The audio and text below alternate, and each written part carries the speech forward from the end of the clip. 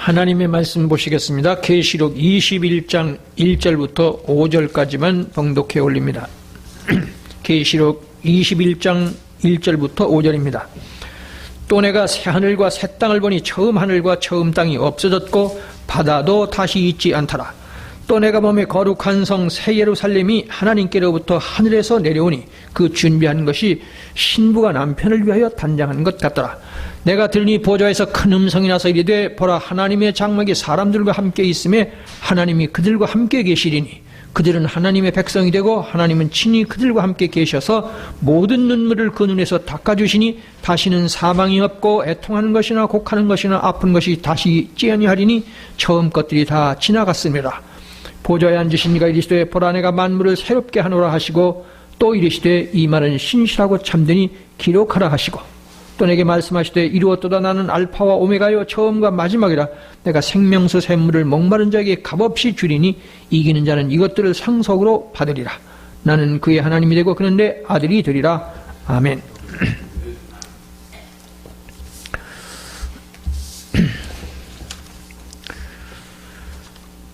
참석해 주셔서 고맙습니다. 오늘은 이 말씀 가지고 천국의 현실감 그리고 입체감입니다. 이 제목은 제 작은 책의 내용의 요약입니다. 천국의 현실감입니다. 그리고 입체감입니다. 여러분들 입체 영화 보셨습니까? 저는 못 봤습니다만 아주 실감이 난다고 그래요. 하나님의 나라를 입체 영화를 보듯이 그렇게 볼 줄 알아라. 그렇지 못하면 어떻게 되냐? 거듭나기 어려워요. 자기 부인이 어렵습니다. 사도 바울의 한마디입니다. 만일 우리의 바라는 것이 이 세상 삶뿐이라면, 이 세상뿐이라면 모든 사람들 가운데 우리가 더욱 불쌍한 사람이라고 그럽니다. 다른 강좌에서도 말씀드렸지만 바울은 어마어마한 부자였는데 예수 그리스도 때문에 예수 복음을 위해서 자기 재산 다 버렸을 뿐만 아니라 평생 단 한 번도 재산이나 명예나 권세를 상상한 적이 없죠. 아니 그러긴 고사하고 이 복음을 위해서 언제 죽을지 모르는 그런 연속적인 삶을 살았어요. 이렇게 산 것이 만일 이 세상뿐이라면 바울이야말로 멍청하고 그야말로 불쌍한 사람 아니겠습니까? 바울이 그러는 소리예요. 만일 우리의 바라는 것이 이 세상뿐이라면 모든 사람 가운데 우리가 더욱 불쌍한 자다. 이게 부활 15장이거든요. 고린도전서 15장 19절 제가 아주 젊어서부터 아는 말씀인데 참 그렇지 않습니까? 이런데 은혜 받아야 돼요. 안 그렇습니까? 부활이 없고 영생이 없고 천국이 없다면 그러면 뭐로 예수를 믿어요? 그렇지 않습니까? 멍청하게 이길 데 없는 거지. 바로 그 소리예요. 그래서 천국의 한번 해보세요. 현실감, 입체감.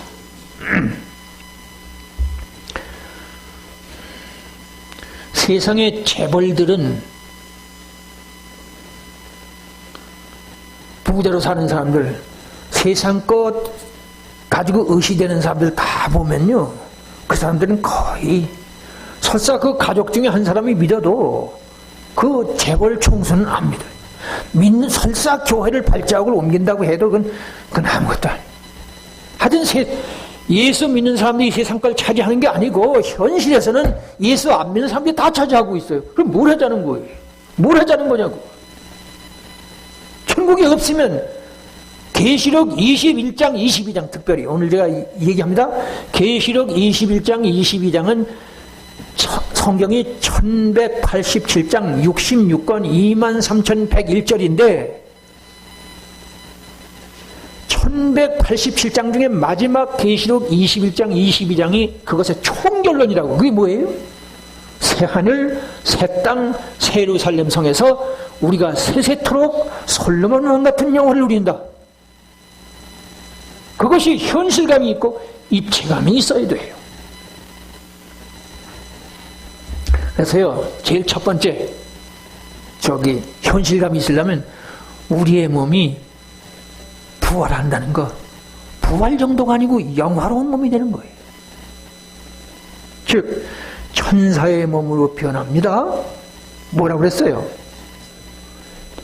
처음 듣는 얘기일 거예요. 우리가 천사가 된다는 말 전 세계 교회에서 나 혼자 떠드는 소리를 치면 아니 성경 그거 보세요. 한마디만 할게요. 제가 쭉 얘기합니다만 예수님께서 부활이 없다는 사두개인들이 와서 이상한 소리를 하죠. 그 얘기하면 길죠. 네? 누구의 아내가 됩니까? 7 남편을 데리고 산 사람, 7 형제를. 그 예수님 그때 무슨 소리 하느냐 하면 너희들이 하나님의 능력도 성경도 모르기 때문에 어린애들 장난 같은 질문을 하고 있는데 하나님 나라 가면 천사들과 같아서 아시죠? 뭐라고요? 천사들과 같단 말이에요. 그게 제가 잘못이 아니잖아요. 우리가 천사가 된다는 말 아셔야 합니다. 우리가 천사가 된다면 무슨 소리를 하느냐고 그러는데 예수님이 말씀하시잖아요. 부활 때에는 천사와 같다고 말씀하잖아요. 그래서요 마라크가 히브리어입니다. 앙겔로스는 그거는 헬라어예요. 그게 바로 천사라는 소리인데 이 마라크 앙겔로스를 어디에서는 이 성경 중에 영어도 그렇고 어디에는 천사라고 그러고 어디는 사자라고 그러니까 이게 천사하고 사자하고 목사님은 하나님의 사자고 천사는 따로 있다고 생각하는데 큰 착각. 하여튼 우리는 장차 천사의 몸이 됩니다. 그래서요 계시록 19장 10절 자세히 찾으니까 한 절 가지고도 오래 해야 되는데 천사가 나타나서 계시록 19장에서 예수님의 재림을 쫙 얘기해 주니까 이 사도 요한이 깜짝 놀래가지고 그 자리에서 엎드려서 경배를 해요. 그러니까 천사가 막 나무려면서 절대로 그러면 안 된다고 나도 당신과 똑같은 하나님의 사자라고 경배를 하나님만 받으라고. 그 천사가 뭐라고 그러냐 하면 나와 사도 요한 당신은 나와 같다. 제가 성경 얘기 그대로 하는 거예요. 시간 없어 안 찾을 뿐이지. 자, 그 다음에 사도행전 18장 창세기 18장 19장 1절 보면 아주 긴 얘기 18장 다 읽어야 하고 19장도 읽어야 되는데 그거 다 읽을 사이가 없잖아요. 간단히 말하면 거기에는요 여호와 하나님이 나타나고 사람 셋이 나타나고 그리고 천사가 나타나요. 그러니까 사람 셋이 아브라함을 만나는데 이 아브라함에게 사람 셋이 나타나는데 이 사람 셋을 여호와 하나님이라고도 그러고 또 천사라고도 그래요. 그런데 이제 제가 이 말씀을 왜 꺼내느냐 하면 이 천사들이 아브라함이 저기 자기 아내를 통해서 바로 갔다가 요리를 해요. 네?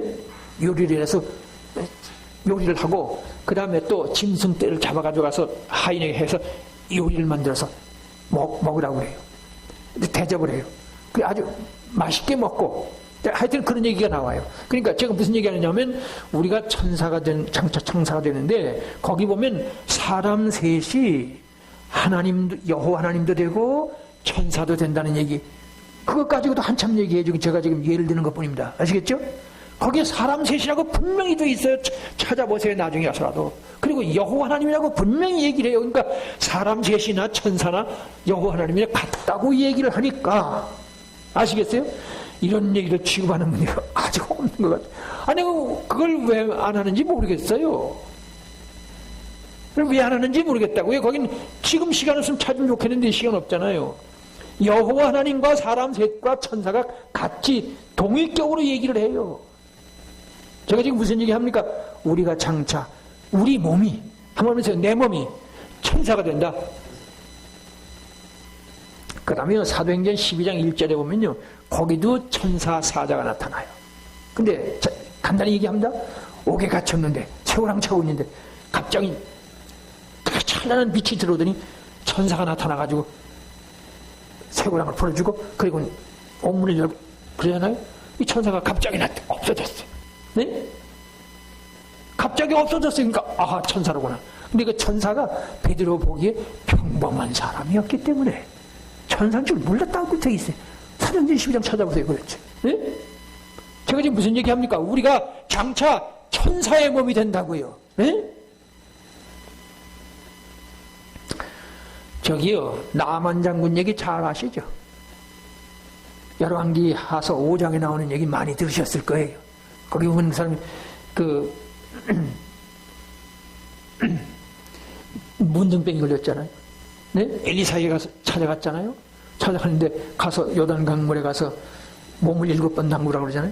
기분 나빠가지고 가려고 그러다가 하인이 그러지 말고 한번 해보자고 그래서 7번, 1번, 2번, 3번, 4번, 5, 7번 되고 나니까 어떻게 돼? 갑자기 추했던 진물이나 아주 고약했던 문둥병이 갑자기 깨끗해졌잖아. 네? 갑자기 그렇게 된 거예요. 우리가 승천할 때 갑자기 천사의 몸으로 바뀝니다. 네? 천국에 대한 현실감 내지 입체감이 왜 없느냐 하면 내 몸이 천사가 될 몸이라는 걸 알아야 돼요. 믿어야 돼요. 그 현실감이 있어야 돼요. 아시겠죠?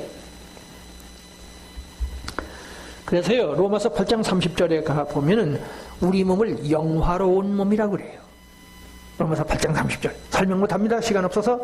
그리고 빌립보서 3장 21절에 가보면은 예수님께서 자기 영광의 몸의 형체와 같이 우리를 변케 하신다고 그래요. 예수님은 부활하셨잖아요. 하나님의 본체잖아요. 우리 몸을 당신의 형체와 같은 영광의 몸의 형체로 우리를 변화시킨대요. 무슨 소리예요? 천사가 된다는 얘기죠. 맞죠?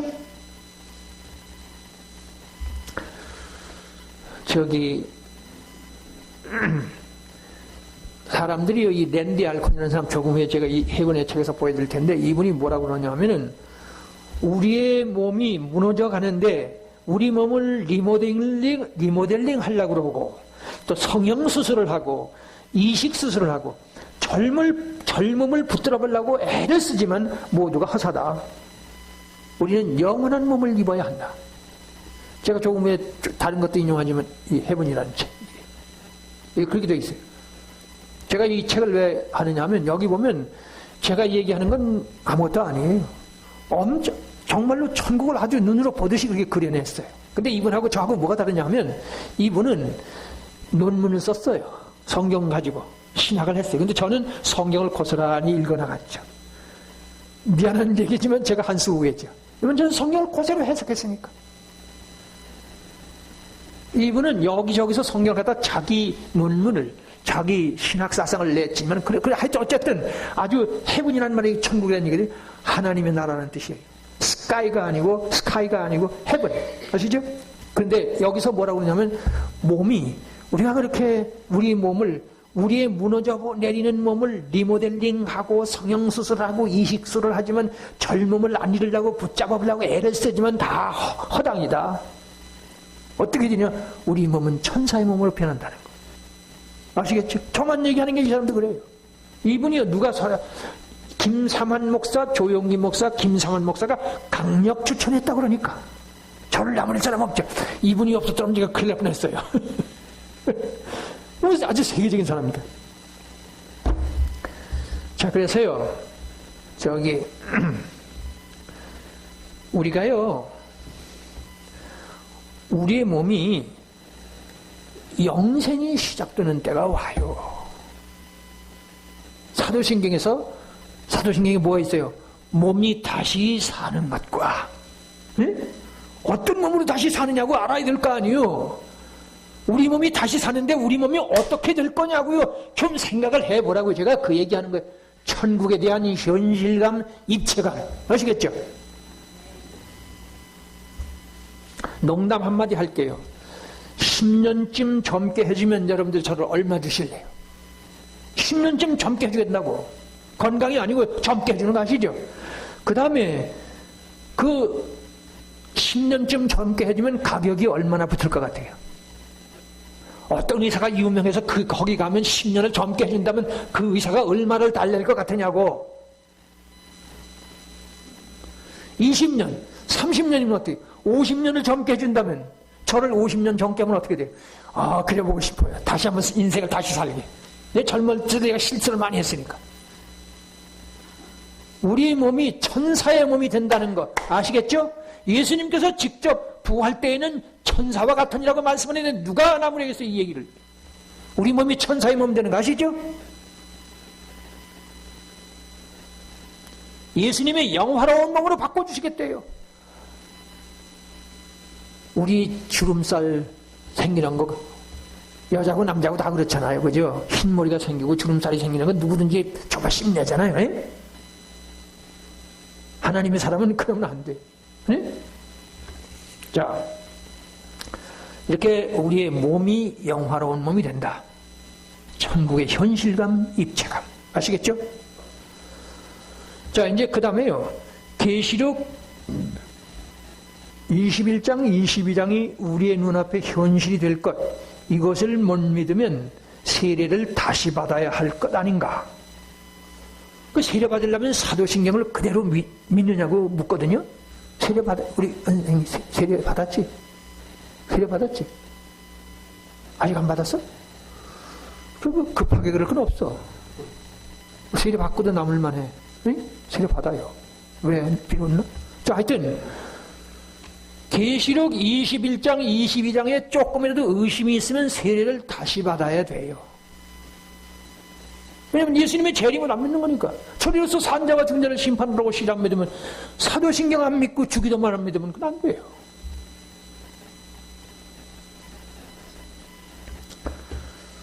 천국에도 의식주가 있어요.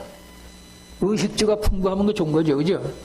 천국에 가도 의식주가 있어요. 여기서 미리 좀 얘기해야겠네요. 하나님 나라 가면 먹는 것도 있고 집도 있고 온갖 것이 다 있는데 입는 것은 없어요.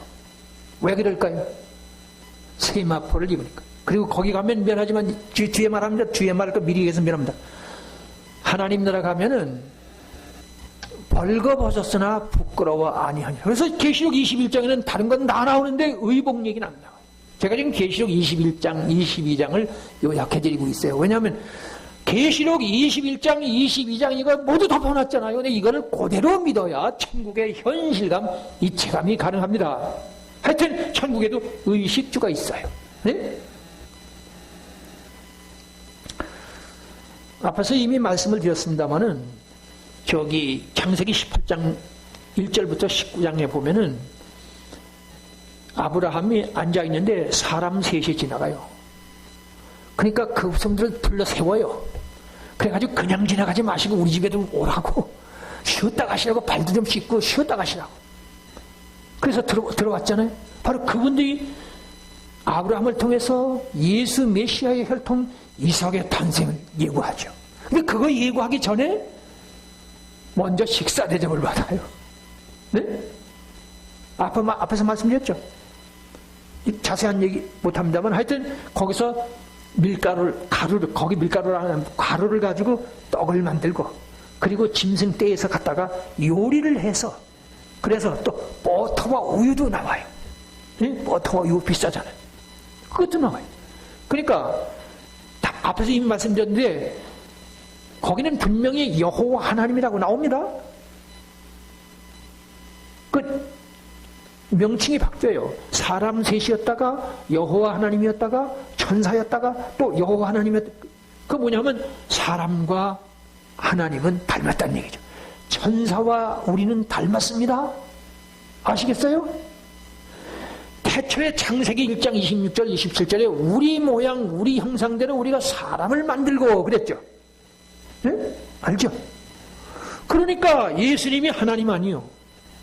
하나님이 본체 아니요. 하여튼 거기서 보면 식사를 하는데 사람 셋, 여호와 하나님, 천사 세 가지가 똑같이 나오는데 식사를 맛있게 하셨다고. 우유와 버터까지 먹었다고 그래 돼 있어요. 식사를 하셨다는, 아시죠? 하나님이 식사를 하셨다고요. 천사도 식사를 하셨고, 아시겠죠? 제가 지금 무슨 얘기야? 하나님 나라에도 먹는 게 있단 말이에요. 그래서 제가 어떤 목사님이 그랬죠. 먹는 것도 없는 천국에 뭐하러 가? 아니, 먹는 것도 없는 천국에 뭐하러 가요? 먹는 것도 없으니까 집도 없고 입는 것도 없고 뭘 하러 가요? 제가 지금 이 주제를 취급하는 건 사람들이 막연한 천국을 얘기해요. 계시록 21장, 22장이 명백하게 가르치는데 이걸 터치를 안 하잖아요. 천국의 현실감, 입체감이 없으면 막연한 천국 가지고는 소용없어요. 그리고요, 예수님께서 성만찬에서 무슨 말씀을 하는? 내가 아버지 나라에서 새 것으로 너희와 함께 마실 때까지 너희들과 식사는 없다. 뭐라고요? 내가 너희들과 함께 하나님 아버지의 나라에서 새 것을 가지고 먹고 마실 때까지 이제부터 식사는 없어. 왜냐면 십자가를 향해서 가니까. 뭐라고요? 하나님의 나라에서 새 것으로 먹는 것까지. 또 잠깐 덧붙이면 예수님이 십자가에서 지금 처참하게 죽을 참는데 만찬을 하셨어요. 우리처럼 요만큼 먹은 게 아니고 정식으로 식사를 하셨다고요. 아시겠죠? 먹는 게 그렇게 중요해요. 아시겠죠? 하나님 나라도 먹는 게 있다는 걸 예수님이 직접 말씀하셨잖아요. 그리고 누가복음 24장 가보면 예수님이 부활체로 나타나잖아요. 부활하신 다음에 나타났잖아요. 그러니까 제자들이 이게 지금 진짜인지 아닌지 잘 몰라요. 그래서 손을 이렇게 보여도 몰라요. 그래서 예수님 뭐라고 하시냐 하면 너희들은 나를 영인 줄로 생각하는데 나는 봐라. 내 손을 보라고. 나는 몸이 있잖아요. 몸을 보이면서. 나는 영은 살과 뼈가 없지만 나는 있지 않니 봐라. 그렇게 말씀하셔요. 네? 그래도 못 믿으니까 뭐라 그래요? 여기 먹을 것이 없느냐고 물어요. 네? 먹을 것이 없느냐고. 그러니까 뭘 갖다 드렸다고요? 생선 한 토막을 갖다 드렸더니 잡수셨대요.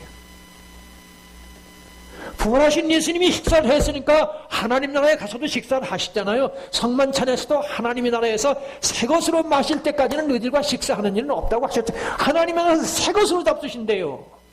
하나님의 나라에도 먹는 게 있습니다. 아시겠죠? 아무리 제가 외쳐도요, 관심이 없는 사람은 소용없어요. 아무리 천사가 나타나서 외쳐도 들을 귀가 없는 사람은 못 듣고 특별히 관심이 없으면 안 돼요. 무관심 마귀 아세요? 천국이 진짜 있는지 없는지 이 신구약 성경이 진실인지 진짜인지 진리인지 확실하게 알아야 될 거 아니에요. 내 목숨을 걸 만큼 해야 될 거.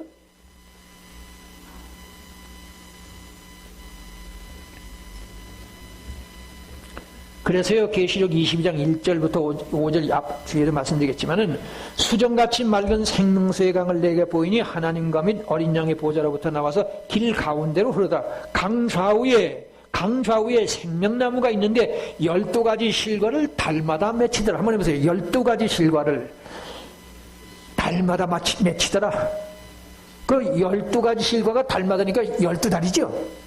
예수님 당시에도 12달이니까 아시겠죠? 그럼 12 곱하기 12는 뭐예요?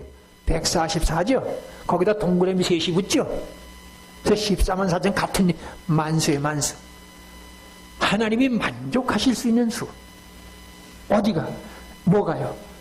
열매가. 12가지 실과를 달마다 맺힌다는 말은 이 지금 우리 지구에도요, 수천 가지, 수만 가지 됩니다. 먹을 게. 하나님 나라에서는 우리가 상상을 못할 만큼. 그리고요, 거기 가면요, 배탈도 없어요. 체하는 게 없다고요.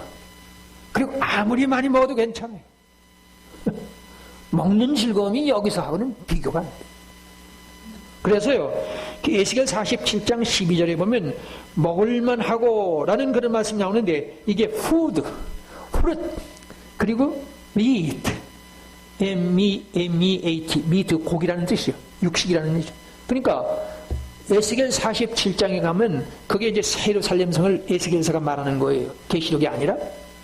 거기 보면 그 먹을 것을 뭐라고 말하느냐면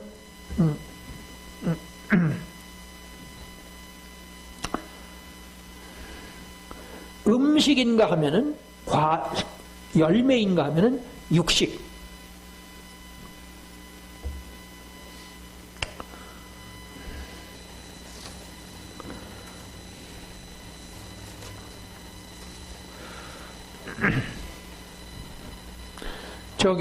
좀 띄워주세요, 저거. 제가 지금요, 이거 띄우는 게 다른 게 아니고요. 지금까지 이렇게, 이제, 이 책을 제가 첨가합니다. 제가 제 책에도 이걸 첨가해 놨는데, 저는 이제 영어 번역을 해가지고 이분을 만나야 돼요. 저하고 확실하게 통할 사람은 이분뿐인 것 같아요. 제가 많은 목사님들도 만나고 뭐 성경 공부도 같이 하고 그러는데 아주 화끈하게 안 하셔요. 이분을 만나면 제가 화끈하게 통할 것 같아요. 왜냐하면 저하고 같으니까. 다시 말하자면 이분은 논문을 썼어요. 저는 성경을 고스란히 에스겔, 다니엘, 그리고 스가랴서, 그리고 계시록, 그리고 마태복음, 예수님의 복음서에서 예언서로 성경을 해석했죠. 창세기도 그렇고. 그러니까 이분은 논문을 썼고 저는 성경을 해석했어요. 이분하고 아마 완전히 통할 거예요. 이게 해분이라는 책이거든요.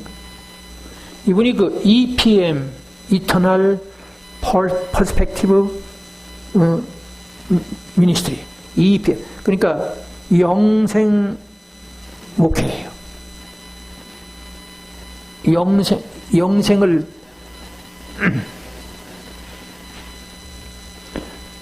하여튼 이분이 아주 유명한 분인데, 자, 보세요. 우리의 부활한 몸은 부활한 미각을 가질 것이다. 새 하늘 새 땅에서 먹는 음식은 우리가 이 땅에서 먹던 그 어떤 음식과도 비교급일 수 없을 만큼 맛이 있다. 왜냐하면 영생을 가능케 하는 음식들이기 때문이다. 육신만을 위한 요리와 어찌 비교할 수 있겠는가. 특히 우리 모두는 범죄와 함께 혀와 미각이 망가졌대요. 네?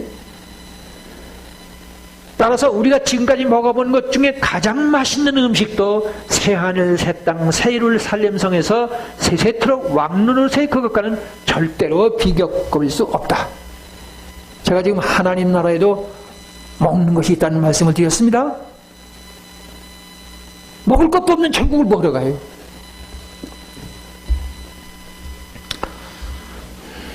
자, 그래서 지금 제가 우리의 몸이 천사의 몸이 되는데 하나님 나라에 가서도 맛있는 음식을, 세상에서는 그 아무리 맛있는 것도 천국에 가 먹는 것만은 못하다. 먹는 즐거움이 있다. 세 번째는요, 천국의 주거 환경 및 문화와 문명입니다. 한번 해보세요. 천국의 주거 환경. 먹는 것도 있어야지만 주거 환경이 좋아야 되잖아요. 그죠? 계시록 21장, 이게,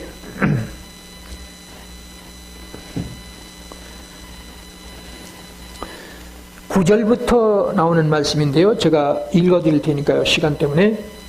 그 성은 네모가 반듯하여 길이와 너비가 같은지라. 그 갈대자로 그 성을 측량하니 12,000 스타디온이요. 넓이와 길이와 너비와 높이가 같더라.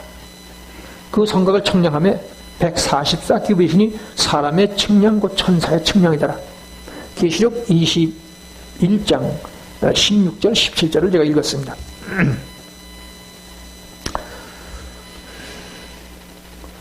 뭐 여기 보석 얘기하고 그러면 굉장히 많은 얘기니까 간단히 말합니다. 이제 여기 지금 그 예루살렘 성이요, 정육면체 아세요? 정육면체. 네모반이 길이와 높이와 너비가 같은 거. 정육면체. 예루살렘 성이 그렇게 생겼대. 여기 지금 네모 반듯하다고. 네? 근데 이게 얼마나 크냐 하면 12,000 스타디온이라고 나와 있어요. 12,000. 12 숫자 아시죠? 12,000. 근데 우리 지금 메타법으로 고치면은 2,304km예요. 그러니까 길이나 넓이는 이해가 되지만, 그러니까 2,304km, 한반도의 2배, 아니 2배는 아니다. 완전히 한반도만 하죠.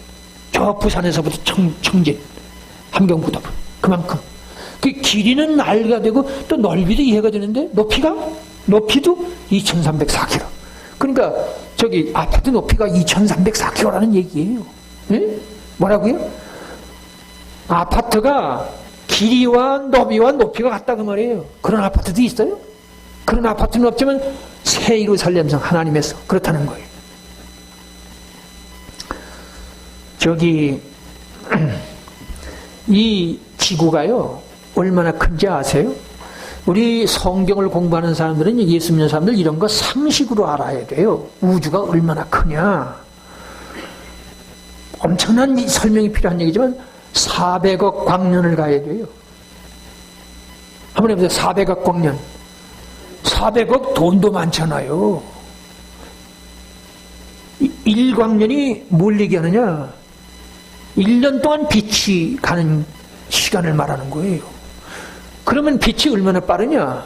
짝깍 하는 순간에 지구를 7바퀴 만들죠. 30만 킬로와트. 응? 근데 10초만 가도 어마어마하고 1시간만 가도 어마어마하고 하루만 가도 어마어마한데, 응? 1년을 가고 400억 년, 400억 년을 간대요. 그러니까 우리의 상상을 초월하죠. 우리의 상상을 초월해요. 이게 과학자들이 말하는 거예요. 무슨 성경 해석하는 게 아니고. 우주가 그렇게 커요. 지구는, 또 예를 들면 지구는 은하계가 이 우주 안에 이 태양계가 속해 있는 이게 2천억 개. 그리고 그러면 그 은하계 얼마 되느냐? 어떤 사람은, 어떤 학자는 2,500개, 어떤 학자들은 수조 개라고 그래요. 그러니까 우리 상상을 초월해. 우리 말 그대로 우리 상상도 초월한다고. 상상을 얼마든지 할 수 있잖아요. 아무리 상상을 오래 해도 안 돼요. 왜냐면 400억 광년이라니까. 우리 지구가 이게 꽤 크잖아요. 그죠? 그래도 이게 큰 것 같아도 우주 안에서는 5만 가마니 쌀을 쌓아놨어요. 쌀을 5만 가마니 쌓아놨다고. 그 중에 한 톨이 지구냐? 아니에요. 그 한 톨을 또 2,500개로 쪼개야 돼요. 그럼 결국 먼지도 아니라는 얘기죠. 제가 이거는 초등학교 애들 상식이에요. 제가 뭘 지금 얘기하고 있습니까? 하나님의 천지만물을 창조하신 이 우주 그렇게 커요. 근데 이 우주가 질서정연하잖아요. 우리 예수 믿는 사람들, 성경 보는 사람들, 성경 공부하는 사람들 이런 거 알아야 돼요. 태초에 천지만물을 창조하셨다는 말씀을 뭐 어쩌고 하는데, 그래서 새 예루살렘 성의 새 예루살렘은 너비와 높이와 길이가 2,304km. 꽤 큰 것 같죠? 아무것도 아니에요. 그런데 지금 이게 중요한 건 뭐냐면 네모 반듯하대요. 뭐라고요? 네모 반듯하대. 하나님의, 자, 여기 잘 보세요. 하나님이 만드신 피조물 중에 네모 반듯한 게 있어요? 없어요. 없어요. 그래서 여기 출애굽기 20장 25절에 보면 제가 읽어드릴게요. 내가 돌로 제단을 쌓거든 다듬은 돌로 하지 말아라.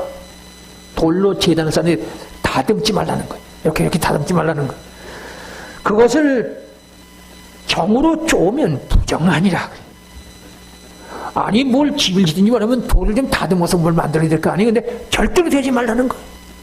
네모 반듯한 건 고사하고 아주 정을 대야 깨잖아요.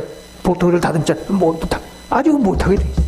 그게 뭐냐면 하나님 앞에 뭘 만들지 말라는 뜻에서 만든 건데, 하여튼 하나님의 피조물 중에는 네모 반듯한 건 없고 삼각형도 없어요.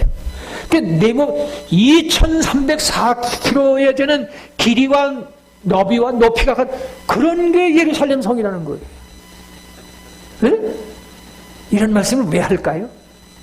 왜 할까요? 이런 걸? 하나님의 나라가도 일이 있어요. 그래서 이 사람의 말을 제가 빌리는 겁니다. 컬처럴 맨데이트. 맨데이트는 명령하는 거 아니에요? 지령하는 거 아니에요? 그 컬처럴은 문화적이라는 얘기예요. 컬처럴 맨데이트. 이 사람은 그런 얘기를 해요. 이 렌디알콘 이 책에서 그러지. 이 책에서 뭐 하는 소리예요? 그러니까 문화명령이라는 게 무슨 소리예요? 앞에서 제가 우주 얘기했죠. 하나님 나라 가면 우주를 정복해야 돼요.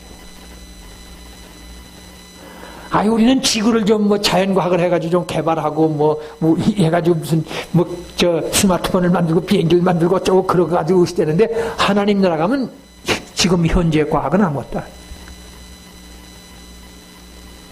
제가 지금 하나님의 나라에 천국에 대한 현실감, 입체감이 있어야 생동력 있는 믿음을 가진다는 그런 얘기예요. 아시겠죠? 미리 얘기합시다. 거기 가고 싶으니까 그게 어마어마하게 좋은 걸 알기 때문에 나는 여기서 돈 같은 거 필요하지만 별로 부자가 돼도 안 돼도 이름을 양식 있으면 족한 줄 알고, 시시한 거 가지고 네가 오느냐 내가 오느냐 싸울 일도 없고, 네가 높으냐 어쩌고 도토리 키재기 할 이유가 없어요.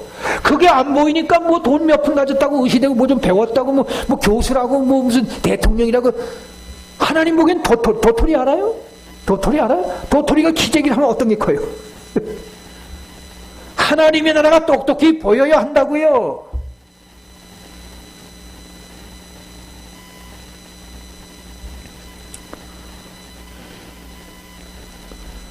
그런데 아실 것은 저 하나님의 나라에서 일을 할 때 거기는 제가 잠깐 정리를 했습니다. 수고와 땀이 필요 없어요. 수고하고 우리는 뭘 좀 하면 땀이 나고 수고를 해야지. 그게 없고 또 필요 없고 일체의 실패가 없어요. 네, 실패가 없어요. 대신에 성취감, 완성감, 거기서 오는 감사, 감격, 환희와 영광 돌림, 하나님을 영광 돌림. 앞에서 제가 우주 크기 얘기했잖아요. 이 지구가 얼마나 큰지 아세요? 제가 저 속초에서 목회할 때 그 대청봉 거기 올라가 봤어요. 엄청 높아요. 맨 꼭대기 올라갈 때 뭐 40대니까 제일 먼저 올라가지고 쫙 보니까 바다, 산바다입니다. 내가 동해안에서 목회했으니까 바다도 자주 가봤지만 대청봉에 올라가 보니까 그 산바다 쫙 그 산이 쭉 계속. 이 지구도 넓어요. 커요. 근데 이 지구는 어떻다고요? 우주 안에서는 이 방 안에 먼지도 안 보이는 먼지 이 방 안에서 현미경으로 보여요. 어마어마해요. 그걸 우리 가서 우주 개발을 해야 한다고요. 아시겠죠? 여러분 들어보세요. 저기요, 우리 목사님들이 은퇴하고 나서 할 일이 없어가지고 심심해서 죽겠다고 그래요. 난 그러면 화가 나거든요. 그러면 내가 보면 정신 차리라고 그러고 싶죠. 난 지금 은퇴했잖아요. 나는 현역에 있을 때보다 지금 더 바빠요. 내가 그러고 싶어 그럽니까? 이거 제가 감사하거든요. 저는 오래는 데는 없어도 현역에 있을 때도 늘 바빴지만은 지금 뭐 조금도 덜 바쁘자. 무료함하세요. 하나님의 나라에서는 다 먹을 것도 있고 다 준비되어 있는데 빈정빈정 놀기만 한다면 그게 무슨 재미로 살아요? 알아들어요? 새 예루살렘 성은 너비와 길이와 높이가 2304km. 그걸 또 네모 반듯하게 왜 네모 반듯하냐 말이야. 이 얘기를 왜 써요 여기다가. 예루살렘 성은 네모 반듯한 게 그게 왜 그러니는 썼느냐 그 말이에요. 다 앞에서 말씀드렸죠. 하나님의 피조물 중에는 네모 반듯한 게 없어요. 우리가 돌로 제단을 쌓을 때는 정을 대는 건 부정하지라. 모든 자연은 네모 반듯한 건 없는데 여기는 네모 반듯하다는 얘기를 하는 이유는 하나님의 나라에 가서도 지금의 이거보다 아주 보람된 일을 엄청나게 할 수. 왜냐하면 우주가 워낙에 크니까. 알아들으셨죠? 천국에 대한 뭐예요? 현실감, 입체감. 그 다음에요, 네 번째는 천국에도 가정이 있어요. 남자 여자가 있다고요. 이런 얘기는 아마 나 혼자 할 거예요. 나 혼자 해요. 이거는 잘 알아요. 제가 이거 나가면 온통 아마 빗발치는 전화가 올지도 몰라요. 그렇지만 얘기 들어보셔. 21장 1절부터 7절입니다. 보라, 하나님의 장막이 사람들과 함께 있으며 하나님이 그들과 함께 계시리니 그들은 하나님의 백성이 되고 하나님은 친히 그들과 함께 계셔서 모든 눈물을 그 눈에서 닦아주시니 다시는 사망이 없고 애통하는 것이나 곡하는 것이 다시 있지 아니라. 보라, 내가 만물을 새롭게 하느라 이 시대. 이 말은 신실하고 참되니 기록하라. 이기는 자는 이것들을 상속으로 받으리라.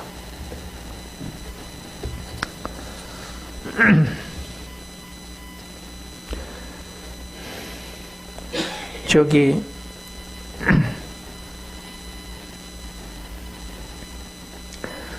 새하늘 새 땅에서도요 남자와 여자가 존재합니다. 왜 그러냐면 태초의 창조의 원리예요. 뭐라고요? 태초에 인간을 창조하실 때에 남자와 여자로 지으셨다 그 말이에요. 잘 아시죠? 네? 여기 지금 만물을 새롭게 하노라 하는 말씀, 이게 뭐냐 하면 리크레이션, 재창조한 자 아니에요?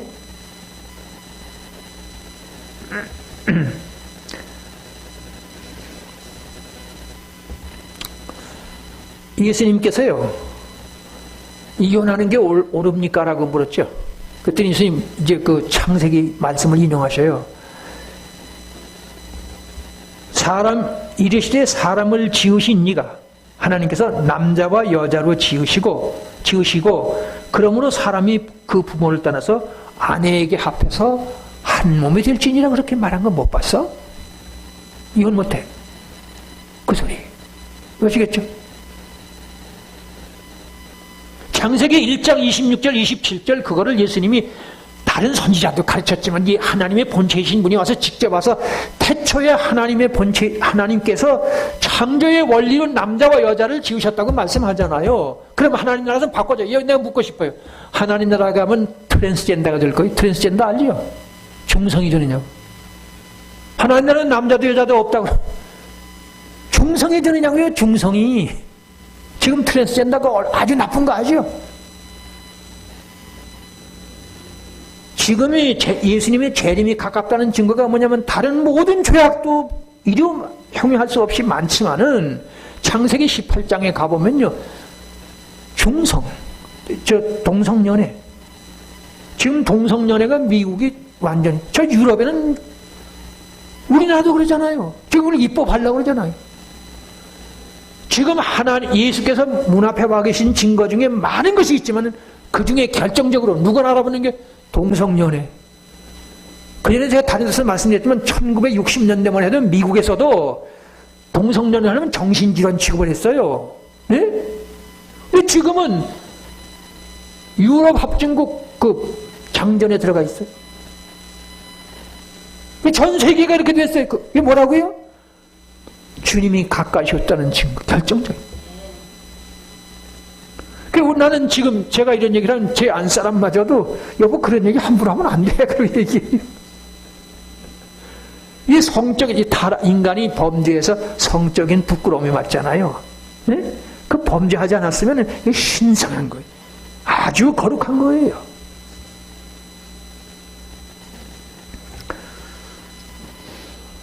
그래서요, 신명기 23장 1절에 보면 고환이 상했거나, 네? 고환이란 거 아시죠? 말하기가 좀 이상해서 안 합니다. 고환이 상했거나 음경이 잘린 자는 여호와의 총회에 들어오지 못하리라 그게 있어요. 뭐라고요? 고환이 상했거나 음경이 잘린 자는 여호와의 총회에 못 들어와. 성불구자는 총회에 못 들어온다는 얘기. 천국에 못 간, 하나님의 나라에 못 와요. 총회가 무슨 뜻이냐? 카할이에요. 카할을 헬라어로는 에클레시아거든요. 결국 교회예요. 네? 그래서 여러분, 우리 저기서 강단을 맡은 사람들은요, 성불자는 목사 안수합니다. 분명하게 고환이 상하거나 음경이 잘린 자는 총회에 못 들어온다고 명백히 선언해요. 성불자는 하나님 나라에 못 들어간다는 얘기예요. 심지어 레위기서에는요, 짐승의 제물도 그런 불구는 안 돼. 제물 안 돼. 그래서요, 노아 홍수 때 여러분들 잘 아시죠? 노아 홍수 때 방주에 뭐 넣었어요? 모두 쌍쌍이 들어가잖아요. 어떤 건 7쌍도 넣어요. 근데 그 중에도 노아가 부부가 있죠. 그리고 아들들 셋 부부죠. 쌍쌍이 들어갔죠. 그게 없으면 어떻게 될 뻔했어요? 멸종되죠. 함부로 보면 안 돼요. 그래서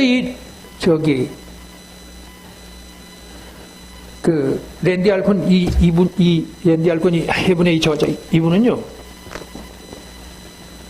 뭐라고 그러냐면, 예수님을 말씀하셔요. 예수님은 명백히 남성이라는 거예요. 남성이 하나님의 본체이시니까 그런 말을 해서는 안 되지만, 예수님은 절대로 중성으로 우리 앞에 나타나지 않았다는 거예요. 이런 말은 조심해야 하지만 이 랜디 알콘이 이걸 인용해요. 그래서 저도 인용하는 겁니다. 그래서 빌립보 3장 21절은 앞에서도 말씀드렸지만 그는 만물을 자기에게 복종케 하실 수 있는 역사로 우리의 낮은 몸을 자기 영광의 몸의 형체와 같이 변케 하시리라. 우리를 부활체로 만든다. 예수님과 같은 부활체. 가장 결정적인 증거가 있습니다. 예수님께서요, 하나님의 본체로 이 땅의 인류를 구원하시기 위해서 오신 분이 사역을 하시는데 말씀도 하셨지만 최초의 표적과 기사가 뭘까요? 갈릴리 가나 혼인 결혼식 집에 가가지고 포도주가 떨어지니까 맹물을 가지고 포도주를 만드셨어요. 그게 뭐예요? 결혼식 자체를, 남녀 결합의 그 가정을 축복하신 거예요. 다시 말합니다. 전지전능 무소부재의 여호와 하나님의 본체이신 이 하나님께서 이 땅에 오셔서 구속 사역을 하시는데 표적과 기사가 없어 안 믿잖아요. 성경의 표적 기사가 예수님을 증가하는 거 아닙니까? 그런데 그 표적 기사를 하필 남녀가 결합해서 한 가정을 이루는데 거기 가서 그 요술 같잖아요. 다른 병 고치는 게 아니고 물을 가지고 포도주를 만들잖아요. 왜 그랬어요? 하나님께서 태초에 천지만물을 지으시고 사람을 만드시니 남자 여자를 만드셔서 가정을 주셨다는, 그것을 간접적으로 축복하신 거예요. 정신 차려 들으세요. 아시겠죠? 하나님 나라도 가정이 있고 남녀가 있다는 얘기를 했어요. 그래서 내가 다시 말할게요. 하나님 나라 가면 트랜스젠더가 되느냐고요? 중성이 돼요? 내 남편이 중성이 되고 내 아내가 중성이 되면 좋겠어요? 생전 처음 듣는 데를 돼가지고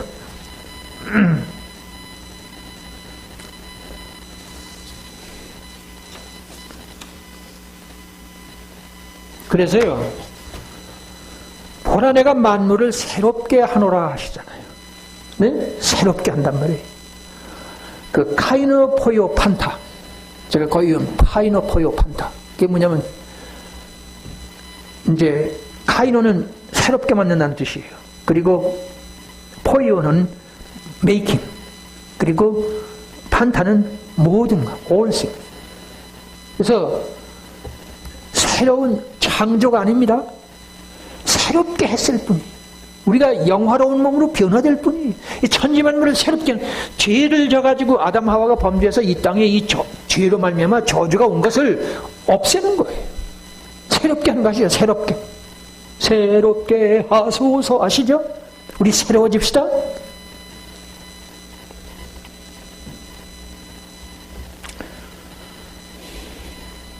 그래서요, 요약을 하면 에덴 동산의 회복이에요. 천국이란 뭐라고요? 에덴 동산의 회복이라고.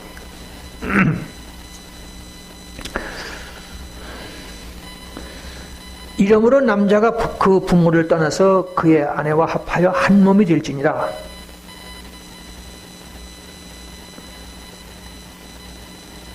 두 사람이 벌거벗었으나 부끄러워 아니하니라. 그런데 왜 오늘의 인륜 도덕은 가장 부끄럽고 수치스러운 것이 남녀 결합일까요? 성적인 거냐 그 말이에요. 저기 이제 요새 아실 거예요. 간통죄는 죄가 아닌 것으로 하자. 네? 우리가 이성이나 양심을 생각할 때요, 그 아무 이상 없거든요. 남녀가 결합을 해서 뭐 잘못된 게 있어요? 네? 뭐 잘못된 게 있느냐고. 근데 그것을 아주 추악한 죄로 한답니다. 네? 누가 가르쳤어요? 공자가 가르치기를 남녀 7세 부동석, 남자고 여자가 7살이 되면 같이 앉히지 말아라.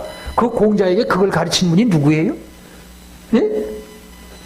이거는 제가 책에도 썼지만은, 이거는 인간이 태어나가지고 사회생활을 통해서 배운 어떤 습득한 것이 아니에요. 이 철학 용어에서 선험적이라고 그러면 선험적. 타고난 어떤 그런 거예요. 누가 가르쳤느냐고요? 아니, 생각해 보셔. 다시. 간통죄는 죄가 아니라는 것을 우리나라에서도 떠들다가 요새 들어갔어요. 다행이지만은. 그게 무슨 죄냐고요? 그 부끄러움을 누가 가르쳤어요?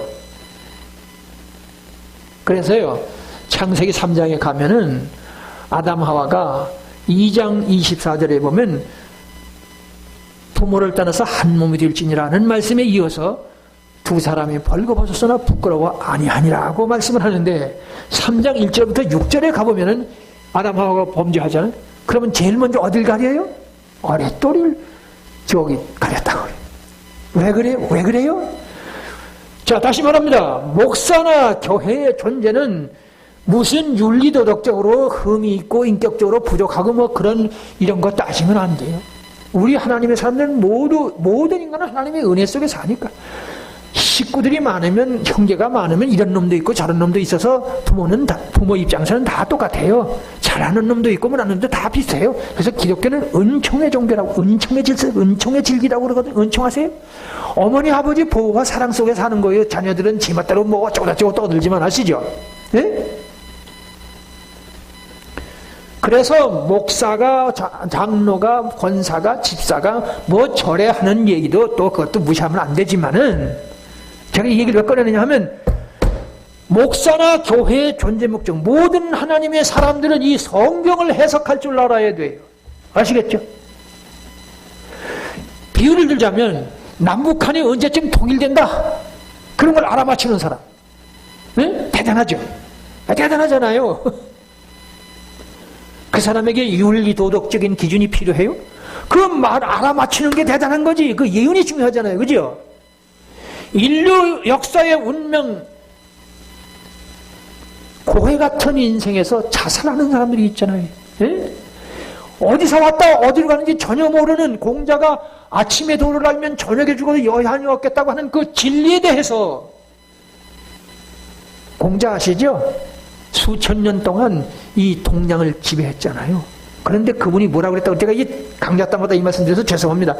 조문도는 석사가 내가 진리를 모르겠다고. 진리가 뭔지를 모르겠어. 아침에 내가 그 진리를 알면 저녁에 죽어도 여한이 없을 텐데 모르겠다고. 그런데 예수님 뭐라고 그러세요? 한번 해보세요. 내가 곧 진리다. 그런 말을 한 인간이 있을까요? 빈소리라도 내가 길이요 진리요 생명이라는 말씀을 한 사람이 있을까요? 상상도 못해. 그럼 예수님 말씀은 그러느냐? 현실이에요. 현실. 엄연한 진리예요. 병자 죽을 병 고치는 게 대단한 거 아니에요? 그죠? 자, 얘기가 빗나갔습니다.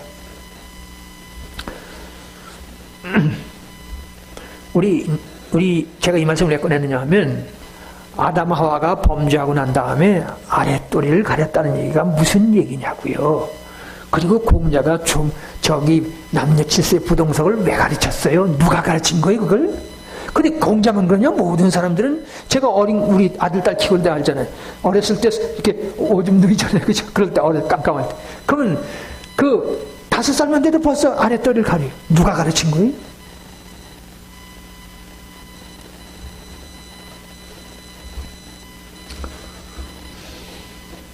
결론적으로 새하늘 새 땅에서는 남녀의 성적 결합에 의한 가정이 거룩함의 회복입니다. 새하늘 새 땅에서 새로운 가정을 이루는 것은, 성적 결합은 거룩함이 완성되는 회복이에요. 거룩함의 회복하세요? 하나님의 나라에서 가정이 있다고 말씀하는데, 여기 조금 후에 다시 말씀드릴게요. 가정이 있다는 말씀을 제가 다시 할 텐데, 가정이 있는데 그 가정은 거룩함의 회복이란 거예요. 여러분, 제일 추한 죄가 뭐예요? 성적인 죄죠. 다른 건 다 괜찮은데 그거 하면 뭐 정신을 못 차리죠. 그거 들콩나무냐? 그렇죠. 왜 그래요? 그래서 그게 무슨, 그게 거룩한 분야예요. 네? 거룩의 분야예요. 왜 그러냐? 잠깐 얘기하면, 제 책에는 썼습니다만, 거기서 한 생명이 태어나요. 천하보다 귀한 생명이 가정에서 태어나잖아요. 남녀 결합에서 태어나잖아요. 아시겠죠? 네? 그리고 또 한마디 더 하면, 하나님께서 에덴 동산에서 가정을 창조했잖아요. 모든 사회생활의 목적은 가정이 행복하겠다는 거예요. 맞죠? 남녀 결합이 없으면 가정도 없고 생명도 안 태어나요. 그러니까 거룩한 거예요. 네? 그래서 하나님 나라 가면 부끄러움이 없어져요. 얘기하면 길지만 없어져요. 완전한 가정이 되는 거예요. 제가 그냥 무슨 얘기합니까? 하나님의 나라, 천국에 대한 현실감, 입체감이 있어야 되잖아요. 자, 결론부터 얘기합시다. 늙지도 않고, 네? 죽지도 않고, 병도 안 들고, 먹고 살고 경땅은 하나도 안 하고 영원히 사는 신혼여행. 안상욱군 결혼할 거지? 신혼여행 떠날 거지? 가야지. 그걸 계속하면 어떡할 거야? 인생에 있어서 가장 행복한 순간은 신혼여행 떠나는 거죠. 그거를 1년 365일 계속 누린다? 그거 가지고 표현이 모자라요.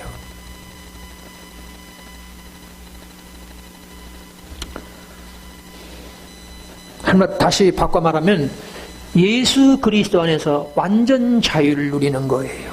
아시겠죠? 완전 가정이 회복됩니다. 자, 자꾸 얘기해서 미안합니다.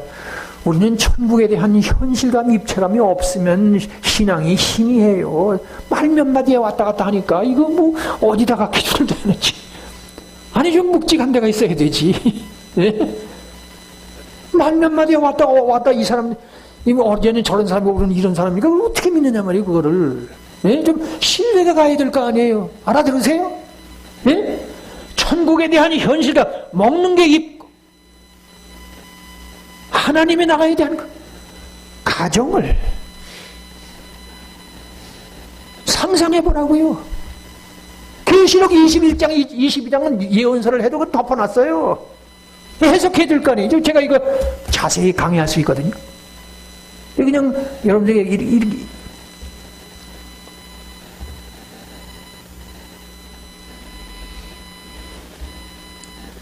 21장 22절 21장 여기 보면요. 자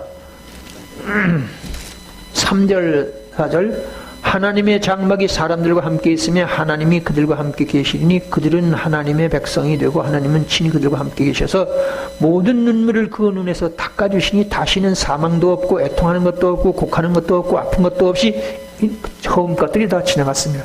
여기 하나님의 장막이라는 말씀이 나오죠. 네? 한번 보세요. 하나님의 장막. 하나님의 장막이 이 히브리어 보니까 오헬이라고 되어 있어요. 오헬. 그 오헬이라는 말이요. 영어 해석이 홈이에요, 홈. 홈이 뭐예요? 가정이죠. 그리고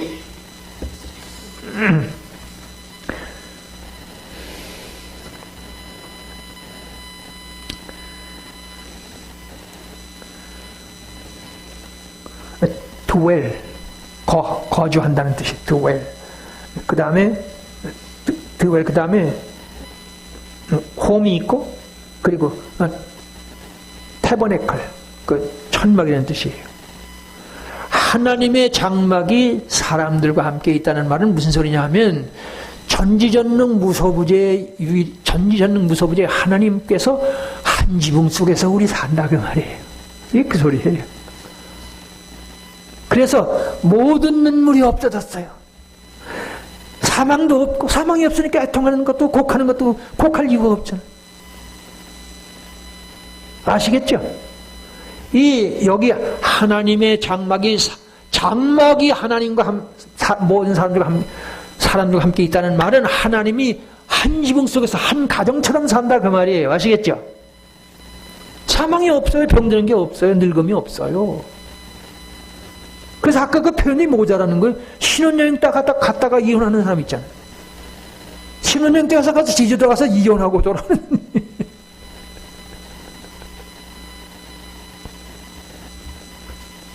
제가 지금 하나님의 나라에도 가정이 있다는 말씀 드렸습니다. 자, 시간이 한 5분밖에 안 남았는데 이제 그래서 계시록 21장 22절 27절 보시겠습니다. 자, 여기 다른 데 말고요. 23절 24절 읽습니다. 그 성은 해나 달의 비침이 쓸데없다. 왜냐하면 하나님의 영광이 비치고 어린 양이 그 등불이 되시기 때문이다. 네? 해나 달이 필요 없대요. 하나님의 영광입니다. 빛이 아니에요. 영광이 비치고 어린 양이 등불이 되십니다. 하나님의 영광 아시죠? 아까 하나님의 장막이 사람들과 함께 있던 같은 뜻이에요. 하나님의 영광 아시죠? 그 능력. 그래서 24절 나같이 읽습니다. 만국이 그 빛 가운데로 다니고 땅의 왕들이 자기 영광을 가지고 그리로 들어가리라. 자, 22장 5절 읽습니다. 22장 5절. 다시 밤이 없겠고 등불과 햇빛이 쓸데없으니 이는 주 하나님이 그들에게 비치십니다. 그들이 세세토록 왕노릇하리라. 그렇게 되어 있죠. 네? 제가 자주 쓰는 용어입니다만은 새 하늘, 새 땅, 새 예루살렘성에서 세세토록 왕노릇한다는 말씀 제가 자주 쓰죠. 여기 지금 21장 24절에 만국이 그 빛 가운데로 다닌다는 말은요. 거기는 이방인이니 선민이 그런 것. 그러니까 모든 사람들, 예수 그리스도 안에서 구원받은 사람들, 만국이 그 빛 가운데로 다닌단 말이에요. 그리고요, 땅의 왕들이 자기 영광을 가지고 그리로 들어온다고 그래요. 한번 해보세요. 땅의 왕들이 자기 영광을 가지고 그리로 들어온다. 여러분, 솔로몬 왕의 영화를 아시죠? 동양에는 진시황이죠. 이 사람들이 어떤 걸 누렸다는 거 다 아시죠? 제가 지금 무슨 말씀 드리냐 하면은, 하나님 나라에 가서 겨우 가정이 있는 정도가 아니라 먹는 게 있는 정도가 아니고, 지금 이 계시록은 21장은 아주 하나님께서 땅의 왕들 아시잖아요. 왕, 대통령이나 왕. 그 중에도 제일 많이 일컬어지는 게 솔로몬의 영화, 인류 역사상 가장 극치의 영화를 그렸다고 그러잖아요. 네? 동양에서 진시황이고. 그리고 그 왕들이 어떤 걸 누리죠? 먹고 누리고 거기도 음악이 있죠. 춤이 있죠. 네?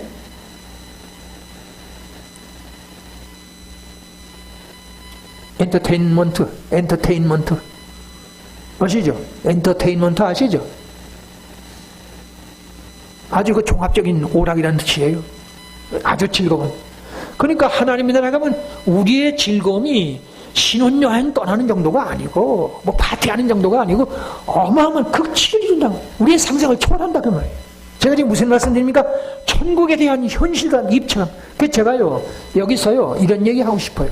천국에 대한 향수가 없어. 고향에 대한, 북한에 고향을 두고 온 사람이 그 이산가족 찾기 위해서 자살하는, 고향에 못 간다는 그것 때문에. 네? 하나님의 사람들이 천국에 대한 향수병이 있어야 돼요. 천국에 가고 싶다는, 내 어릴 때 자라던 이 잔뼈가 굵은 친구들이 있고 그 고향 산천이 그리워하듯이 우리는 천국에 대한 향수병이 있어야 한다고요. 이런 엉터리 세상. 그래서 먼저도 말씀드렸죠. 예수님은 이 땅에 오셔서 인자로 오셔서 우리 인간들이 생각하는 행복은 단 한 1초도 안 누렸어요. 아시겠죠? 우리는 가끔 행복을 누리잖아요. 그죠? 가정도 가지고 있고 돈도 쓰고 먹는 것도 있고 입는 것도 있고 많잖아요. 음악도 즐기고 있잖아요. 그죠? 예수님은 단 1초도 없었어요. 왜 그랬어요? 너희들이 아무리 불행해도 나만큼은 아니잖아. 너희들이 아무리 억울해도 나만큼은 아니잖아. 아무리 고통스러워도 나만큼은 아니었잖아. 낙심하지 말고 끝까지 견뎌서 나 따라와라.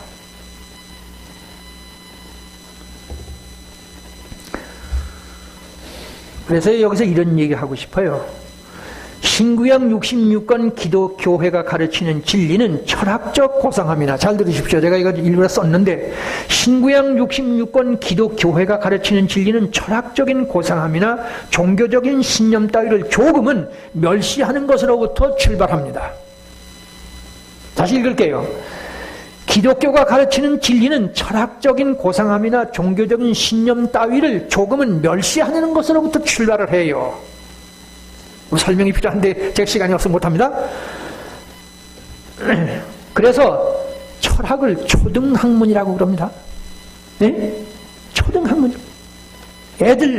왜냐하면 이것들은 소위 공자석과 소크라테스 등 극소수의 사람들의 것일 뿐, 이 종교적인 고상함, 철학적인 고차원의 그런 것들 얘기하면 그건 아주 극소수의 사람들만 가지는 거예요.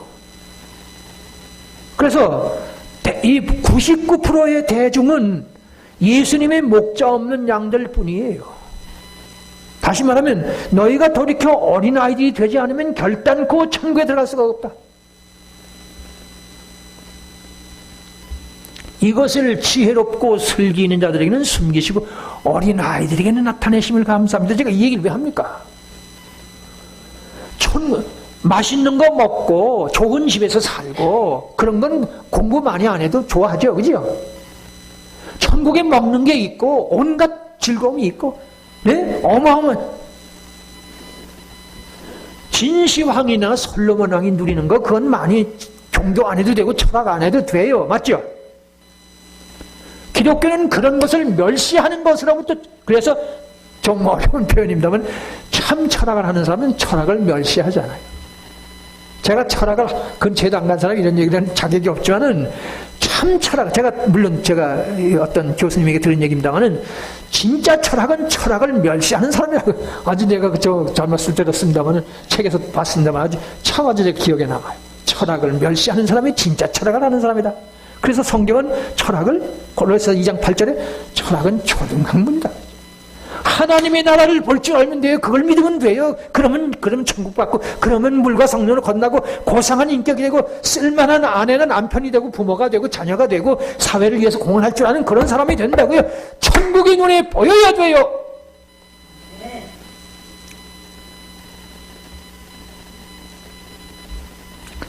그래서 마지막으로요,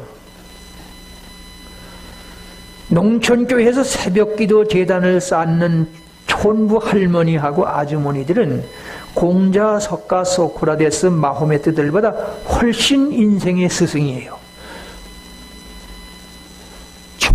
농촌의 할머니들, 아주머니들 새벽기도 많이 하잖아요. 그분들이 소크라테스보다도 훨씬 더 인생의 스승이라고요. 아시겠죠? 네? 알아들으시나? 네. 이게 기독교예요. 그래서 하나님은 당신의 아들, 딸들을 보수적인 존재로 만드셨어요. 보수적인 존재. 자, 시간이 없기 때문에요.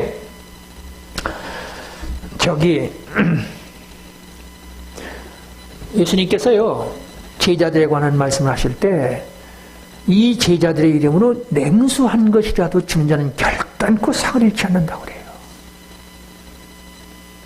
제가 그 얘기하자면 좀 준비를 많이 했는데 시간이 없어서 못하겠어요. 냉수한 것이라도 예수님의 이름으로 믿음으로 준 것은 절대로 상을 잃지 않는단 말이에요. 에?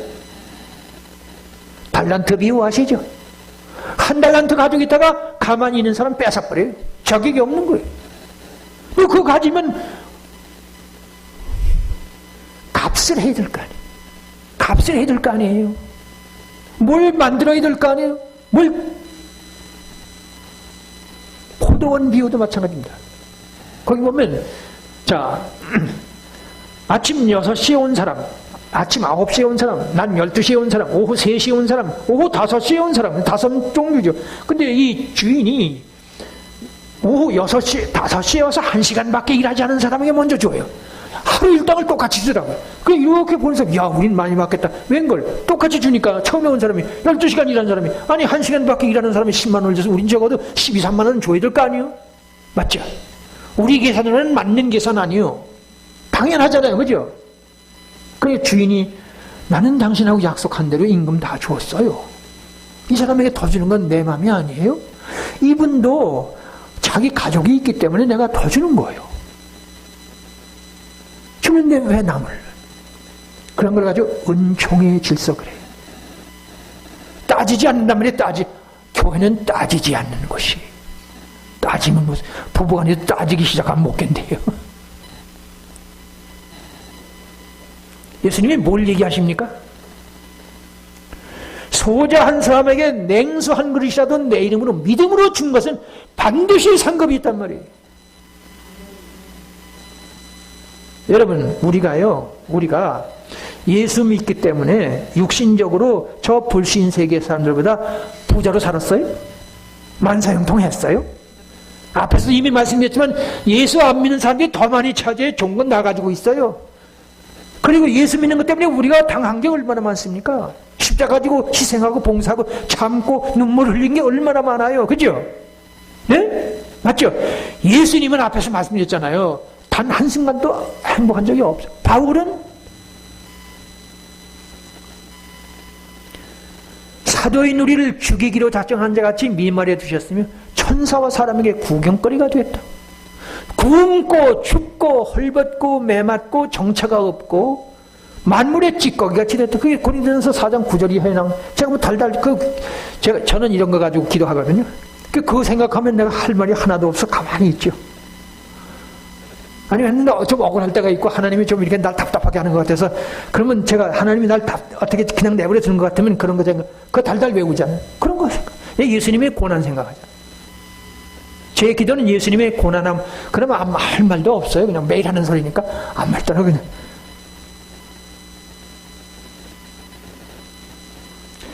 우리 예수 믿는 사람들이 예수 믿는 것 때문에 당한 게 얼마나 많고 손해본 게 얼마나 많고 억울한 게 얼마나 많고 눈물이 얼마나 많아요. 하나님이 응답을 안 한 것 같은 게 얼마나 많습니까? 그죠? 그런데 예수님이 뭐라고 말씀하시느냐? 내 이름으로 소자한 사람에게 냉수 한 그릇이라도 준 사람은 그 상급이 절대로 어디 가지 않는단 말이에요. 그러면 계속 갚았어요?